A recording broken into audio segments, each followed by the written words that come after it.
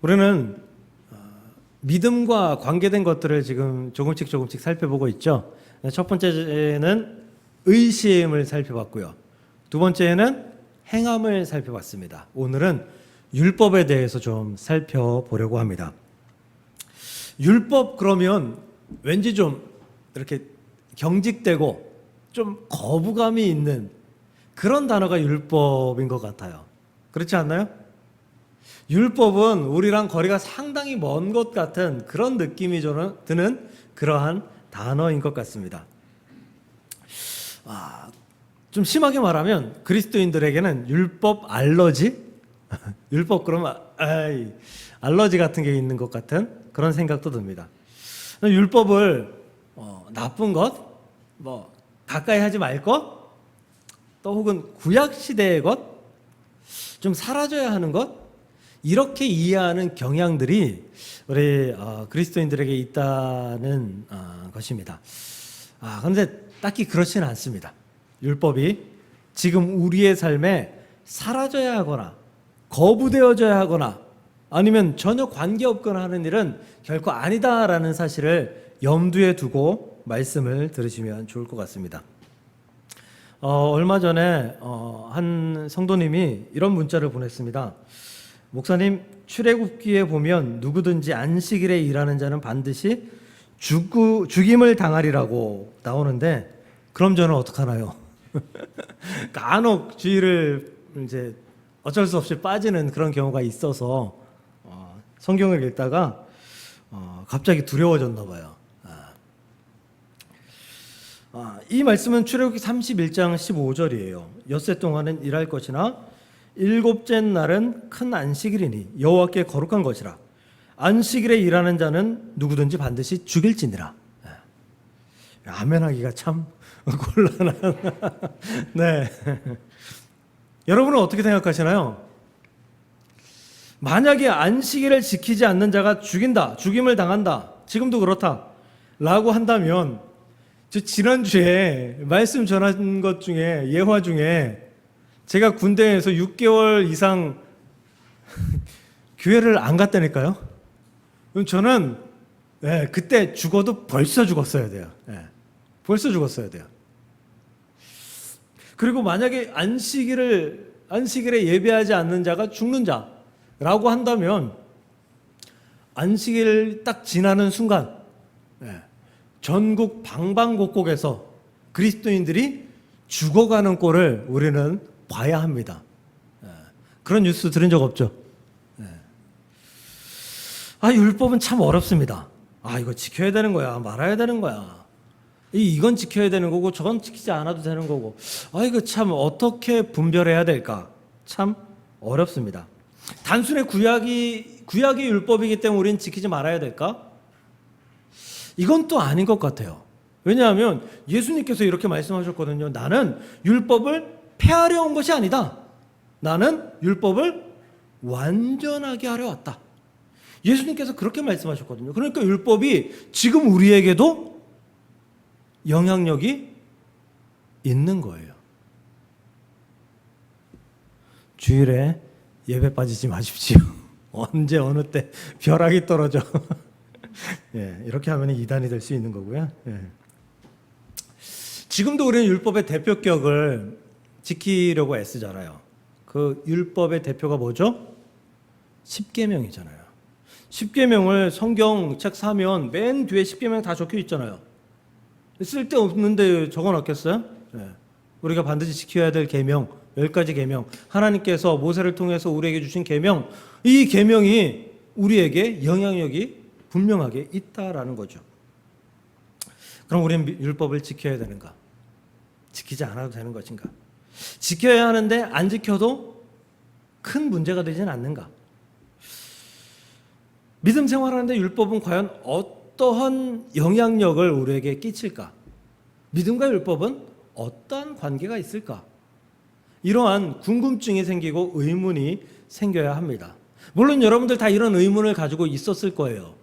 그런데 이러한 의문에 대해서 확실하게 답해 주거나 공부해 본 적은 아마 거의 없을 거라고 생각합니다. 오늘 말씀을 들으면서 이 율법이 어떤 것이고 이 율법 어떤 율법을 지켜야 되고 율법 이 믿음과 무슨 관계가 있는지 살펴보면서 은혜 받고 도전 받고 율법 가운데 승리하는 귀한 삶을 살아가는 저와 여러분들 될 수 있기를 주님의 이름으로 간절히 축복합니다. 오늘 본문의 말씀이 비유로 사도 바울이 사용을 합니다. 기록된 바 하면 구약에 있는 말씀이다라고 말씀드렸죠. 기록된 바 하면 구약에 있는 말씀이에요. 오늘 말씀도 이사야 54장에 있는 그런 말씀입니다. 27절 기록된 바 잉태하지 못한 자여 즐거워하라 산고를 모르는 자여 소리질러 외치라. 사실 이사야서에서 이 잉태하지 못하는 자, 산고를 모르는 자, 이거는 예루살렘을 지칭하는 뜻이에요. 예루살렘. 그런데 이 갈라디아서를 쓰는 지금 사도 바울은 예루살렘을 지칭해서 쓰는 이 비유를 예루살렘과 더불어서 사라와 하갈을 비유하면서 사용하고 있다라는 거죠. 즉 아브라함의 처 사라의 아들 이삭과 아브라함의 종 그로부터 하갈로부터 낳은 아들 이스마엘을 서로 비교하면서 자유 있는 자, 자유 없는 자, 주인과 종, 하나님의 백성과 그렇지 않은 자 비교하면서 지금 말씀하고 있다라는 것이죠. 그래서 잉태하지 못한 자, 산고를 모르는 자, 지금 이것을 사라에게 한다라고 생각하고 말씀을 들으면 사라야, 너 잉태하지 못하지, 산고를 모르지, 그런데 즐거워해야 돼, 기뻐해야 돼 라고 말씀하고 있는 것이죠. 지금은 뭐 그런 시대가 이미 지났다라고 해도 아직도 그런 문화가 있습니다. 아들을 낳아야 되는 문화, 대를 이어야 되는 문화 아직도 있죠. 이 고대 시대에는 이 여인이 존재하는 거의 유일한 이유가 이 대를 잇는 거예요. 그러니까 여인이 대를 못 낳는다, 아들을 못 낳는다, 이건 여인으로서 가치가 없는 거예요. 이 당시에는. 그러니까 사라가 여인으로서 가치를 다 잃어버리고 경수가 다 끊어질 정도로 나이가 들고, 근데 그 일 때문에 즐거워할 수 있겠는가, 기뻐할 수 있겠는가? 이건 불가능한 일이죠. 안 되는 일이죠. 이건 하나님의 아주 전적인 개입이 없이는 불가능한 일이다라고 생각합니다. 그런데 즐거워하라 라고 말씀하고 있어요. 그러면서 28절에 이삭과 같이 약속의 자녀라는 말씀을 하십니다. 이게 이유예요. 이유. 우리는 이 사라가 이삭을 낳는 것을 알죠. 아들을 낳는 것을 알아요. 근데 이 당시 즐거워하라 라고 하는 하나님의 메시지가 사라에게 들렸다면 이 당시에는 사라는 아직 이삭을 낳지 않은 때예요. 못한 때예요. 그런데 이삭은 낳지 못했지만 하나님이 임재했잖아요. 그리고 하나님이 무엇을 주셨어요? 약속을 주셨다고요. 하나님께서 약속을 주셨어요. 약속을. 네가 아들을 낳을 것이다. 경수가 끊어졌는데 아들을 낳을 것이다. 아브라함이 늙었는데 아들을 낳을 것이다. 약속을 주셨다고요. 약속. 하나님께서 주신 약속. 그 약속의 자녀가 이삭이다라는 거죠. 그러면 사라가 즐거워해야 할 이유가 뭐라는 거예요? 하나님의 약속을 믿어야 하기 때문이다라는 거예요. 하나님의 약속을 믿어야 하기 때문에. 약속은 하나님의 백성이 누릴 은혜입니다. 할렐루야.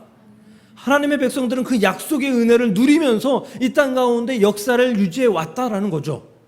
하나님은 이 큰 민족을 이루리라, 아들을 낳으리라, 가나안을 정복하리라, 이러한 약속의 말씀들을 이스라엘 백성들에게 계속 주셨고, 그 약속의 성취, 그것을 은혜로, 즉 이스라엘 백성들이 어떤 가지고 있는 능력, 힘, 이게 아니라 하나님의 전적인 은혜로 그 약속을 이루어 주셨다라는 거예요. 그렇기 때문에 기뻐하라라는 거죠. 즉 하나님은 자녀에게, 백성에게 약속을 하시고 그 약속을 은혜로 이루어 주신다. 이게 하나의 공식인 거예요. 하나님은 하나님의 백성에게 약속을 주시고 은혜로 그 약속을 이루어 주신다. 예수 그리스도가 그 대표적인 표본인 것이죠. 이에 반해 30절을 보면요. 여종과 그 아들을 내쫓으라. 여종의 아들이 자유 있는 여자의 아들과 더불어 유업을 얻지 못하리라. 하갈과 그의 아들 이스마엘을 내쫓으라 라는 말씀인 거죠. 왜? 이스마엘에겐 약속이 없으니까. 이스마엘에겐 약속이 없으니까, 약속의 자녀가 아니니까, 그러니까 내쫓으라 라는 거예요. 그러면 이스마엘을 왜 낳았을까요? 아브라함은 이스마엘을 왜 낳았을까요? 아들을 낳기 위해서 낳았잖아요. 아들을 낳기 위해서, 아들을 갖기 위해서, 이 기업을 물려주기 위해서. 근데 이건 누가 만든 법이에요? 사람이 만든 법이죠. 사람이 만든 법이에요. 하나님의 만든 법은 약속이에요. 하나님의 만든 법은 하나님의 약속으로 그에게 말씀하신 바를 이루시고 하나님의 계획을 이루시는 게 하나님의 만든 율법인 거예요. 네. 그런데 인간이 만들어온 율법, 대를 이어야 된다. 남자가 대를 이어야 된다. 장자가 대를 이어야 된다. 이건 하나님이 만들어주신 율법이 아니거든요. 하나님은 이 장자의 그 축복을 그 야곱에게, 차자에게 물려주신 분이 하나님이에요. 예. 야곱의 자녀 요셉, 예, 에브라임과 므낫세, 다 뒤바꿔 가면서 하나님께서 축복하셨다고요. 이건 인간이 만들어오는 율법이에요. 장자에게, 남자에게 기업이 물려져야 된다. 인간이 만들어놓은 율법이에요. 즉 인간이 만들어 놓은 율법에는 하나님의 약속이 없어요. 그럼 뭐가 또 없어요? 은혜가 없어요. 은혜가 없어요. 하나님이 만들어 놓으신 율법, 하나님의 약속, 이거에는 은혜가 있는데, 은혜가 있는 게 공식인데 하나님이 만들지 않은 인간이 만들어 놓은 율법에는 은혜가 없다는 게 공식이에요. 율법에는 뭐가 있어요? 정죄함이 있어요. 성취감이 있어요. 율법에는 은혜가 없다고요. 율법에 안식일을 범하면 죽이리라. 그런데 하나님의 은혜로 살리리라. 이건 율법이 아니에요. 율법에는 은혜 자체가 없다.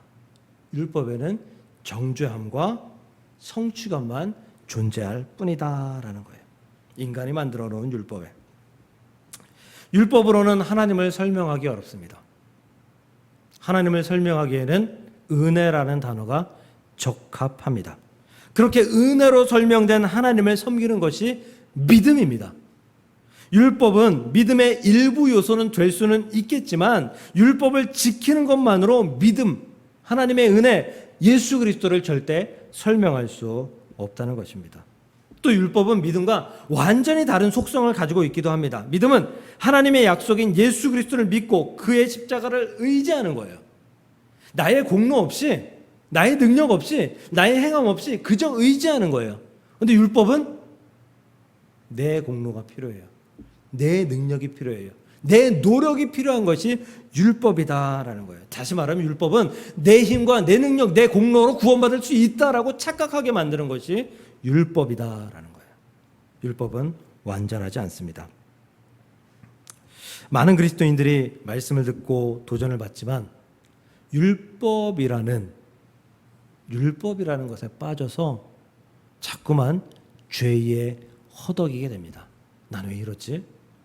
나 교회 다녀왔는데 나는 왜 이렇게 나쁜 마음, 악한 마음, 나는 왜 이렇게 질투하는 마음, 난 이렇게 나만을 위한 이기적인 행동들, 그런 것들을 스스로에게 질문하면서 나 자신을 깎아내리고 자괴감을 갖고 자꾸만 율법 아래 들어가려고 하고 결국은 자신을 죄인으로 만들어서 예수 그리스도의 은혜에서 벗어나게 만드는 그러한 성향을 가지고 있는 것이 율법이다라는 것입니다. 그러므로 율법, 약속이 없는 율법이 아니라 약속과 은혜가 있는 예수 그리스도께로 나아가는 저와 여러분들이 될 수 있기를 주님의 이름으로 간절히 축복합니다.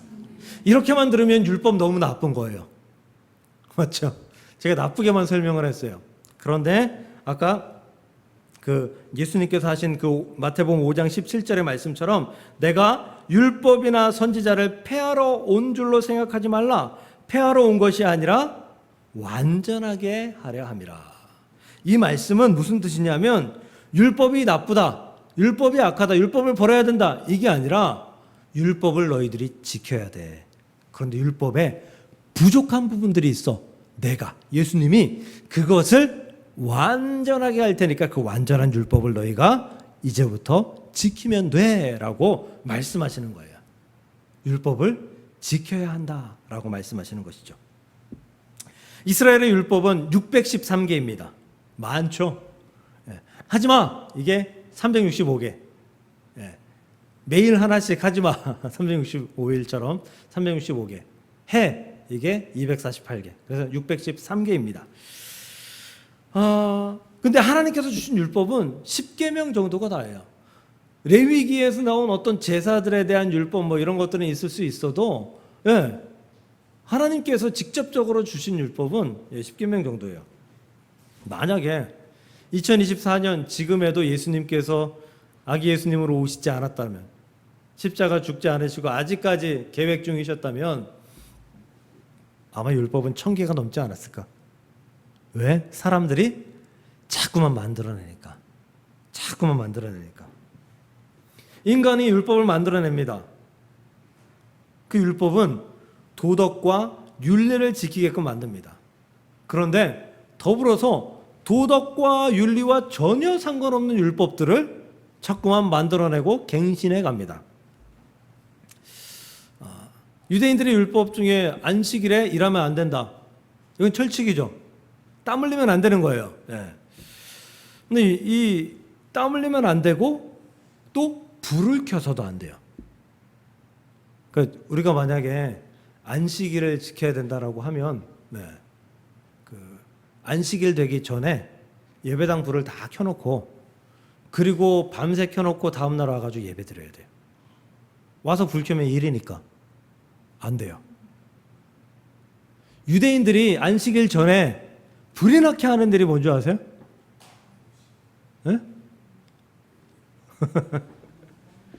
여러분들 냉장고 이렇게 열면 변화가 되는 게 있는데 혹시 뭔지 아세요? 냉장고를 열면 불이 켜지죠. 유대인들은 안식일 전에 냉장고에 전구를 뺍니다. 냉장고를 열어서 불을 켜주면 일한 거니까 냉장고를 못 열어요. 근데 요즘 세상에 냉장고 안 열고 안 먹을 수 없잖아요. 금식해야 되잖아요. 그래서 냉장고 전구를 빼놔요. 유대인들은 지금도 회당에서 예배를 드리죠. 근데 회당은 유대인들이 사는 곳곳마다 다 있어요. 유대인들의 그 거주지 아주 가까운 곳에 있어요. 여기에 있는데 유대인들이 또 저기 먼바치 한 1km, 2km 있다가 또 산다. 그럼 거기에 또 있어요. 왜? 유대인들은 차에 시동을 켜는 것을 일이라고 생각합니다. 절대 차 타지 않아요. 안식일에 차 타지 않아요. 그리고 유대인들의 율법 중에서 이 땀 흘리는 게 일이라고 했잖아요. 근데 걸으면 땀이 나죠. 더구나 유대인들이 그 털모자 같은 거 이거 쓰고 옷 시커멓게 입고 땀 나잖아요. 그 땀 나는 기준을 정했어요. 그게 뭐냐 하면 200보 이상 걸으면 땀이 난다라고 생각해요. 그래서 안식일에 200보 이상을 못 걷게 해요. 한 번에 200보 이상을 못 걷게 해요. 400보, 600보 걸어야 된다. 그럼 200보 걷고 쉬었다가 땀을 식혔다가 땀나지 않게 했다가 다시 200보 또 걷는 거예요. 또 쉬었다가 또 가는 거예요. 그러니까 유대인들의 그 회당이 멀리 있으면 예배 못 드리는 거잖아요. 안식일 못 지키는 거잖아요. 그러니까 가까이 있어요. 아주 가까이. 조그마하게 아주 많이. 저들의 신앙을 비판하는 것은 아닙니다. 그런데 저들이 지키는 것들이 과연 하나님께 얼마나 의미가 있을까는 의문입니다. 하나님께서 냉장고 문은 열지만 거기에 불이 켜지지 않음으로 용서를 해주고, 냉장고 문을 열었는데 불이 켜졌기 때문에 용서를 못하시는 하나님이라면 저 같으면 안 믿고 싶습니다. 인간이 만들어 놓은 율법들이 이런 것이다 라는 거예요. 이런 것. 도덕과 윤리와도 전혀 상관없는 것. 그냥 지키기 위해서 만들어 놓은, 나 이거 지켰어. 왜냐하면 쉬운 율법들을 많이 만들어 놔야지 율법을 잘 지키고 많이 지키는 게 되잖아요. 그러니까 쉬운 율법들을 계속해서 만들어내는 거예요. 근데 유대인들이 안식일에 땀 흘리지 말라는 잘 지키는데, 십계명에 있는 내 이웃을 내 몸과 같이 사랑하라는 잘 지키나요? 아니라고 생각해요. 유대인들은 상당히 배척적인 사람들입니다. 배타적인 사람들입니다. 유대인 이외의 사람들을 업신여깁니다. 비판하고요, 업신여기고, 심지어 그들은 하나님께서 지옥에 불쏘시개가 없어서 이방인들을 만드셨다라고 하며 유대인들이 아닌 사람들을 하대합니다. 하나님은 이웃이라고 말씀한 그 하나님은 유대인들만 이웃이라고 말씀하시지 않았습니다. 이방인들도, 모든 사람들도 다 이웃이라 말씀하십니다. 그런데 지금 이스라엘은 전쟁 중이죠. 얼마 전에도 헤즈볼라를 타격해서, 물론 이제 보복 공격이죠. 먼저 선제 공격을 했으니까 민간인들이 또 많이 죽었고요. 헤즈볼라 수장이 죽었고요. 그 이전에도 민간인들은 절대 죽이지 않겠다, 공격하지 않겠다라고 하면서도 계속해서 민간인들이 엄청나게 죽어가는 그런 모습들을 지금 전쟁 속에서 유대인들이 계속해서 보여주고 있습니다. 왜 안식일에 땀 흘리지 말라는 지키면서 왜 내 이웃을 내 몸과 같이 사랑하라라는 것은 안 지킵니까? 율법이 그런 것입니다. 율법이란 그런 것입니다. 예수님께서 마태복음 11장 28절에서 이렇게 말씀하셨습니다. 수고하고 무거운 짐진 자들아 다 내게로 오라. 내가 너희를 쉬게 하리라. 예수님은 우리를 쉬게 하려 하십니다. 즉 예수님은 우리에게 평안을 주려 하십니다. 은혜를 주려 하십니다. 그래서 수고하고 무거운 짐진 자들아 너희들 힘들고 어렵지, 내 앞에 나와. 그리고 그 모든 무거운 짐들을 다 내려놓으면 내가 너를 안아주고, 내가 너에게 평안을 주고, 은혜를 주고, 사랑을 주고, 그리고 내가 너를 쉬게 할 거야 라고 말씀해 주시는 것입니다. 율법은 잘해야지 칭찬합니다. 잘 지켜야지 칭찬합니다. 근데 예수님은 잘하고 못하고가 상관없어요. 예수님 앞에 나오면 칭찬하십니다. 안아주십니다. 위로하십니다. 탕자의 비유가 그런 거잖아요. 아버지한테 배은 망덕, 정말 불효를 저지르고 그리고 재산을 받아 타국으로 떠난 둘째 아들. 그런데 다 내려놓고 아버지께로 나왔을 때 어떻게 했습니까? 안아주고 위로하고 잔치를 베풀고 가락지를 끼워주고, 그게 바로 쉼인 것입니다. 그게 바로 은혜인 것입니다. 사랑하는 성도 여러분, 율법은 잘해야 칭찬하지만 예수님은, 우리 하나님은 우리 있는 이 모습 그대로를 칭찬하신다라는 사실을 기억하시고, 그 은혜의 예수님 앞에, 율법이 아닌 은혜의 예수님 앞에 나아가고 또 나아가는 저와 여러분들 될 수 있기를 주의 이름으로 축복합니다. 저는 예수님께서 완전하게 세우실 것이다 라고 말씀하신 그 율법이 바로 쉼이라고 생각합니다. 은혜라고 생각합니다. 그래서 결국은 그 율법이 예수님이라고 생각합니다. 예수님이 율법의 완성입니다. 율법의 종착역은 죄가 되지만 그 은혜의 그 율법의 완성은 예수님이 됩니다. 예수님께 나아가면 우리는 은혜를 입고, 예수님께 나아가면 그 어떤 능력도 상관없이 우리는 쉼을 얻게 됩니다. 구원을 이루게 되고요. 그 구원을 유지할 믿음을 가지고 살아갈 수 있게 됩니다. 율법의 완성이 예수님이다라는 사실을 기억하시고 예수님께로 나아가기 위해서, 여러분 모습이 어때도 좋습니다. 악해도 좋고 선해도 좋습니다. 그러나 예수님께로 나아가기 위해서 애쓰고 힘쓸 수 있는 저와 여러분들 될 수 있기를 주의 이름으로 축복합니다. 마지막으로요, 오늘 결론 부분인데요. 갈라디아서 5장 1절, 그리스도께서 우리를 자유롭게 하려고 자유를 주셨으니 그러므로 굳건하게 서서 다시는 종의 멍에를 매지 마라. 율법의 요구로부터 자유롭게 하셨는데 너네 왜 자꾸 율법으로 돌아가냐? 돌아가지 마라. 예수님께 머물러 있으라 라고 말씀하고 있는 거예요. 무슨 얘기예요? 우리가 예수님께 나오고 예수님을 섬기다가 그러다가 잘 안 될 때가 있죠. 신앙은 굴곡이 있잖아요. 그러면 낙심에 빠집니다. 스스로를 비판합니다. 너는 또 왜 봉사하라 그러는데 봉사하지 않니? 예배 빠지지 말라 그러는데 왜 예배 빠지니?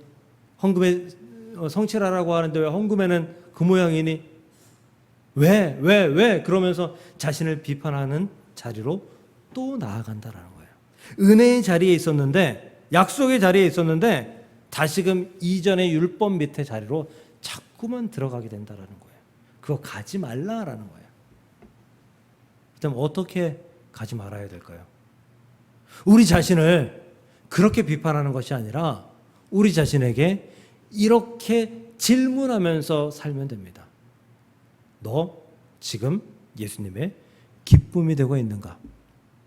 지금 이 선택이 예수님께서 기뻐하실 일일까? 지금 이것을 하는 것이 예수님이 기뻐하시는 일인가? 지금 이것을 하지 않는 것이 예수님이 기뻐하시는 일인가? 이 질문과 고민들을 계속해서 행하는 사람일수록 율법의 아래로, 죄의 아래로, 죄의 멍에를 다시금 지지 않는 사람일 수 있다라는 거예요.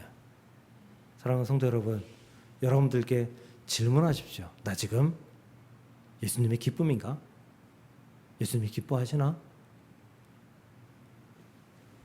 안식일에 불 켜지 않는 것이 예수님이 기뻐하시는 삶, 은혜일까요? 예수님은 안식일에 손마른 자를 고치셨습니다.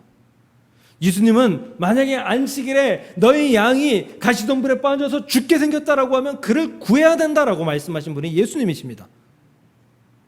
안식일이 중요한 것이 아닙니다. 예수님이 중요한 것이고 예수님의 기쁨이 중요한 것이다 라고 믿으시고 예수님의 기쁨이 될 수 있기를 위해서 노력하며 살아갈 수 있기를 주의 이름으로 축복합니다. 지금 의료 대란이죠. 상급병원은 의료 대란입니다. 며칠에 한 번씩 그 응급실을 돌아다니다가 치료받지 못하고, 치료만 받으면 살 수 있는 사람인데 치료받지 못하고 죽었다라는 뉴스를 자꾸만 봅니다. 화가 납니다.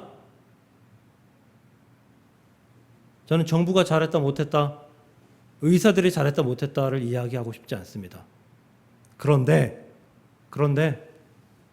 이렇게는 질문하고 싶습니다. 그 행동을 과연 예수님이 기뻐하실까? 그들의 행동을 예수님이 용납하실까? 말씀을 정리하겠습니다. 예수님은 은혜로 율법을 완성시키셨습니다. 그리고 그 완성이 예수 그리스도가 되었습니다. 그를 따르는 것이 믿음입니다. 그러므로 사랑하는 성도 여러분, 이제 이전에 있었던 그런 인간들이 만들어온 율법 아래가 아니라 이제 율법의 완성이신 예수님 안에서 예수님의 기쁨이 되기 위해서 애쓰고 힘쓰는 삶을 살아갈 수 있기를 축복합니다.